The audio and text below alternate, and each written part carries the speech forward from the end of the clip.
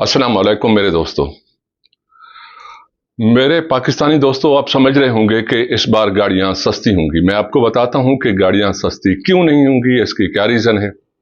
और आपके पास भी बहुत सारी रीजंस होंगी गाड़ियां सस्ती हो जाने की। अफवाहें भी बहुत फैली हुई हैं, क्योंकि आईएमएफ ने जोर दिया है हुक्मरानों के ऊपर कि आप जो है टैक्स में कमी करें। जो इंपोर्टेड गाड़ियां आती हैं, ये इस तरह की कोई चीज़ नहीं करेंगे। अगर कुछ इस तरह की चीज़ की भी तो ये बड़ी गाड़ियां जो हैं उनके ऊपर करेंगे कि उसमें, क्योंकि उस सेगमेंट में चंद लोग आते हैं और वो चंद लोग इनके बहुत करीब हैं, वो लोग आते हैं। अब करेंगे क्यों नहीं, मैं आपको बताता हूं। आपको बहुत सारी बातें बताएंगे कि यहाँ की एक लोकल इंडस्ट्री है। पहले तो ये आईएमएफ को ही कायल करने की कोशिश करेंगे कि ऐसा हरगिज नहीं हो सकता, क्योंकि यहाँ पर एक लोकल अपना इंडस्ट्री है। हमारी ऑटोमोबाइल्स की एक लोकल पाकिस्तानी इंडस्ट्री है कि वो जो लोकल इंडस्ट्री है उसको नुकसान पहुंचने का अंदेशा है। वो नुकसान किस तरह से कि चूंकि वो compete नहीं कर सकती बाहर की गाड़ियों के साथ, तो लिहाजा उन गाड़ियों को जब कीमत नीचे उनकी होगी, जो इंपोर्टेड गाड़ियां हैं, या तकरीबन बराबर हो जाएगी, तो लोग जो है इंपोर्टेड गाड़ियों पे जाएंगे। इंपोर्टेड गाड़ियां भी कौन सी, कोई 0 मीटर गाड़ियां कोई नहीं खरीदने जा रहा, वो भी यूज गाड़ियां जो 30-40 हजार से लेकर लाख 1.5 लाख चली हुई होती हैं, उन गाड़ियों की बात कर रहा हूं। यानी वो गाड़ियां भी जो इतनी यूज्ड होती हैं, वो यहां की, जिसको ये लोकल इंडस्ट्री बताते हैं, उन गाड़ियों से फिर भी बेहतर होती हैं। मगर ये कहते हैं कि हमारी जो लोकल इंडस्ट्री है उसको नुकसान पहुंचेगा, हम कंपीट नहीं कर सकते, हम गरीब मुल्क हैं। इंडस्ट्री होती क्या है? हमारे पास एक कॉटन इंडस्ट्री थी।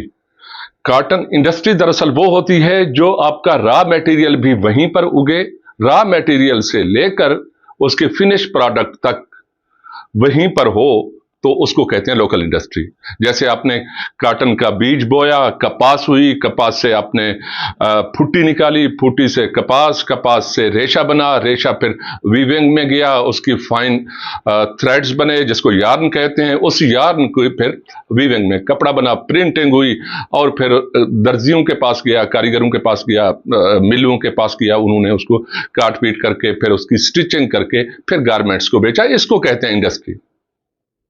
ये इंडस्ट्री नहीं है कि आपने बाहर से सारे पार्ट्स मंगवाए और उसको असेंबल किया और पकड़ा दिया। अगर ये इंडस्ट्री होती तो इसका डिपेंडेंसी, इसकी इन्हसार, इसका दारोमदार डॉलर पे ना होता। जैसे ही डॉलर बढ़ता है, इधर ये गाड़ियां जो लोकल इंडस्ट्री की गाड़ियां जिन्हें आप कहते हैं, उनकी कीमत भी बढ़ जाती है। उसकी वजह, अगर ये लोकल इंडस्ट्री है तो फिर इसका डॉलर से क्या ताल्लुक है? ये तमाम की तमाम डॉलर पर डिपेंडेंट है। ये किस लिए किया गया है कि 2-4 लोग हैं, जैसे हुंडा एटलास, सुजुकी हो गया, और इंडस मोटर्स हो गई, गंधारा वगैरह, ये सारे, इंडस टोयोटा की मैं बात कर रहा हूं, ये सारे हो गए, या फिर वो कोरियन कंपनीज हो गई। तो ये जो हैं, ये इसलिए ये करते हैं क्योंकि ये चंद लोग हैं जो रूलिंग एलीट है उनके साथ मिले हुए हैं। उनको पैसा भी खिलाते हैं, खुद भी खाते हैं, उनको भी खिलाते हैं। और वो पैसा कहां से जनरेट होता है?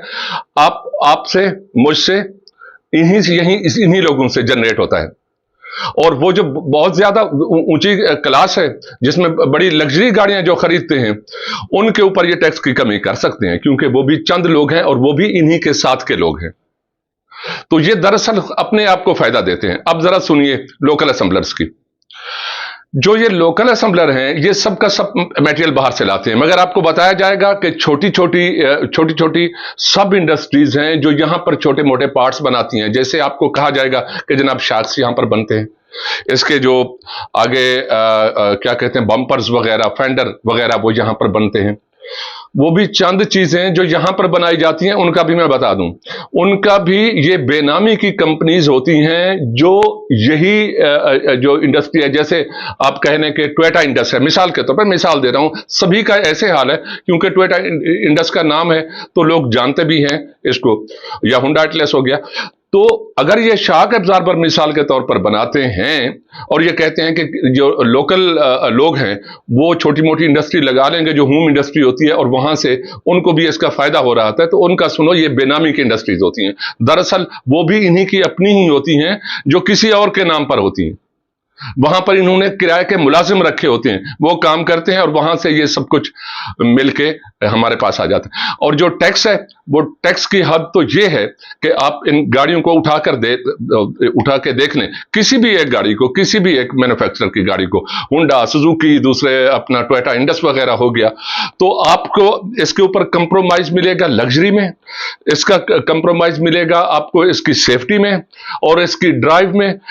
ये ऐसे लगेगा जैसे गाड़ी ये हवा में कहीं पर तैर रही है, जो आपसे कंट्रोल भी नहीं होगी, जैसे इसका जो एक्सीडेंट रेट है वो आपका बढ़ जाता है।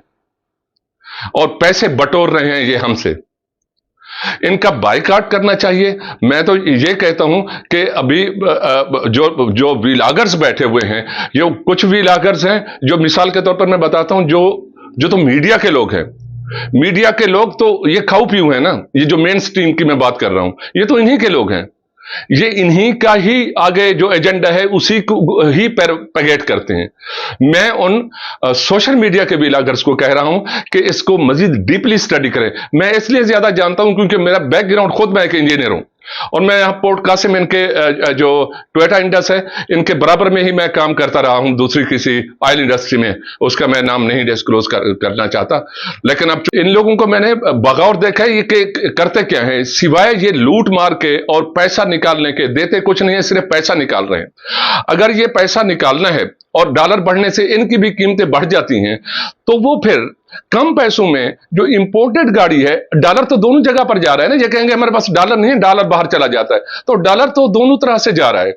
यानी अगर आप यूज गाड़ी वहां से इंपोर्ट करते हैं तो डॉलर आउटफ्लो होगा, और अगर ये लोकल असेंबलर कर रहे हैं तो भी डॉलर आपका वो हो रहा है, अपना एक्सपोर्ट हो रहा है, अपना बाहर जा रहा है, तो आउटफ्लो हो रहा है। तो मकसद ये है कि ये सिर्फ और सिर्फ अपने चंद लोगों को और अपने आप को, अपनी जात को फायदा देने के लिए ये आम से कंज्यूमर को ये लूट रहे हैं।